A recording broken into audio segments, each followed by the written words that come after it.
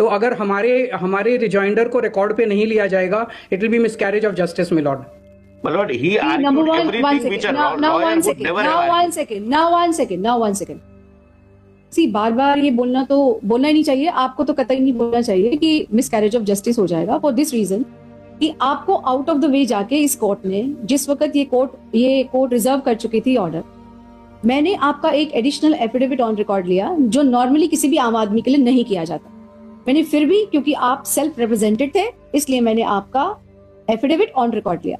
Registry आपकी कोई भी प्लीडिंग इसलिए नहीं करती, और ये आपको भी मालूम है क्योंकि आप सेल्फ रिप्रेजेंटेड हैं और आपने फर्स्ट डेट पर ये बोला था कि मैंने किसी को ऑथराइज नहीं किया on my behalf to do anything in connection with this application.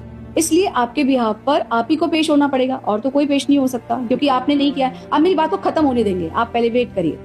तो आपने ही बोला, तो आपको रजिस्ट्री का एक रूल है, वो रूल सभी के लिए फॉलो होता है, तो वो रूल आपके लिए फॉलो हो रहा है।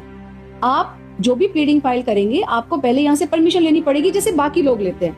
आप, ये कोई एक्स्ट्रा ऑर्डिनरी केस है भी नहीं, ना कोई भी एक्स्ट्रा ऑर्डिनरी है, ये एक बिल्कुल सिंपल केस है जैसे बाकी लोगों का होता है। तो अगर हमारे रिजॉइंडर को रिकॉर्ड पे नहीं लिया जाएगा, it will be miscarriage of justice, my lord. My lord, he argued everything which a lawyer would never have. Now one second.